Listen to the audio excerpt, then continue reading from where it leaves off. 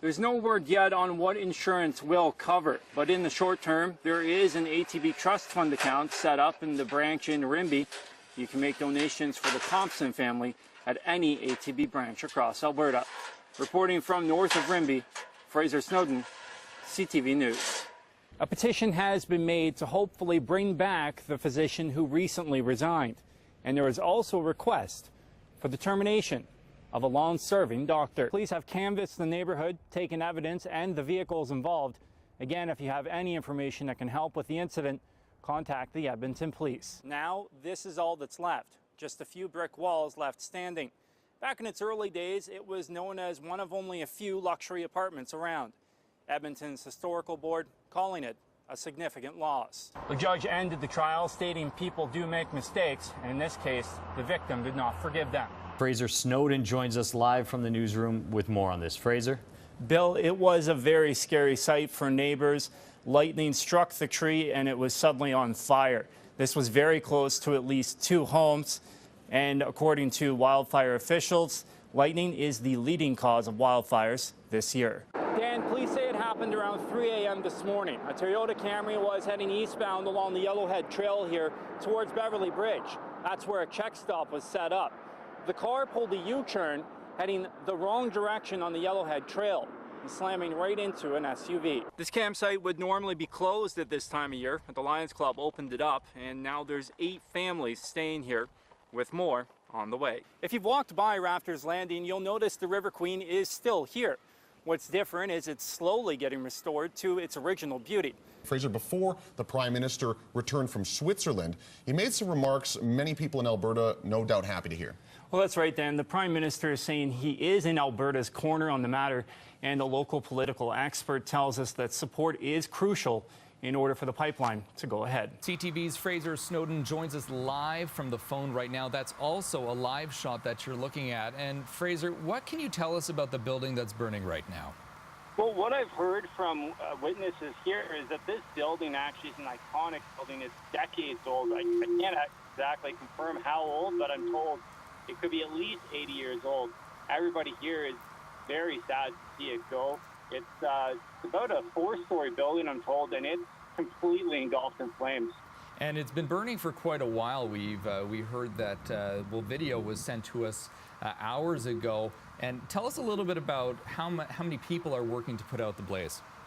Well, we have Alex, Fire, Bashaw, and Clive, and I believe a couple of other surrounding communities. So there's a lot of people putting some hard work in. It's really cold, so everybody needs to take their breaks and make sure that nobody gets any frostbite or anything like that. So it's a pretty big effort. It's what's left behind after what police describe as a criminal rampage. Trucks flipped over, a fence flattened, and flagpoles knocked over, allegedly by a man in a front-end loader. We heard a wheel loader coming down the road with the sirens, and the wheel loader crashed into a police car right on our corner, pushed the police car into the bush. The construction vehicle had been taken from a dealership in a North Red Deer industrial park. RCMP say the driver led police on a chase while causing extensive destruction. Sufficient time for the deceased to drive that front-end loader through a considerable amount of that industrial park in the northwest corner of the city, causing a lot of damage to vehicles and property. It all ended with gunfire. The suspect shot dead by Mounties. Gary Davis heard it while waiting for Christmas dinner. We heard more than 30-40 gunshots fired as they were trying to put the loader out of commission and get it to stop. The 37-year-old man was suspected in a sexual assault and attempted murder earlier in the day. The sexual assault upon a female and the attempted murder upon a male. The male had been trying to protect the female from the original assault. RCMP say officers made the decision to end the chase by opening fire to ensure public safety. If they consider that the public is in imminent danger of bodily harm or death, that we are authorized to be able to use sufficient force to stop that. The Alberta Serious Incident Response Team, or ASIRT, is now investigating the death of the suspect. While Mounties investigate the crime spree, they're asking anyone who may have witnessed or taken video of this series of events to contact RCMP or Crime Stoppers. Frazer Snowdon, CTV News. We just hung his collar. We're getting a better one made here. It's a numbing feeling for the family of 6, visiting a family member who was with them only days ago. There's some sick people in this world, obviously, you know, and we were so delirious to it until after Boss went. Their 7-year-old German Shepherd named Boss was taken from them, found dead in a nearby field. Both his front and back legs had been tied together. He had marks on his face, and he wasn't in good shape, that's for sure. I'd hate for anyone to see their animal like we had to see Boss. Boss's death is so fresh, it's tough for family members to speak of it, but they want other pet owners to be aware. Keep your eyes open, you know, and watch for unsuspecting vehicles in your yard and, you know, things that shouldn't be, and keep an eye on your animals. Missy, go get it! The family has 2 other dogs along with horses and chickens, but with Boss missing, their home feels empty. Boss was the best dog anybody could have asked for. Sit. The death of Boss is disturbing to Todd Wyatt.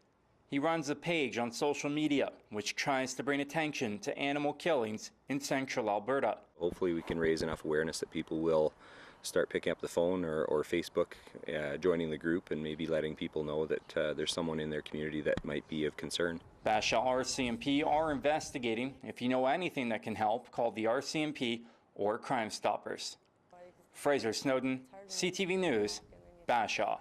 Everything comes flooding in. Our listeners helped find your teddy, Matthew, and is that your teddy there?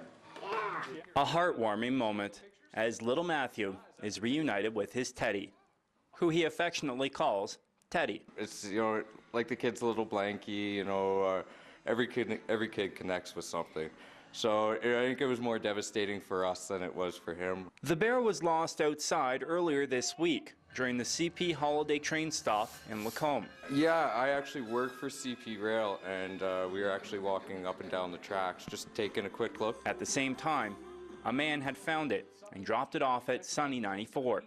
The crew leapt into action, and social media took over. It's kind of a long shot, you know, it's a bear, it was a huge crowd, so we posted it onto our Facebook page, and gradually it started getting more and more shares. Posing it in different photos, the staff had fun with the hunt for Teddy's owner, eating candy, doing snow angels, and other activities.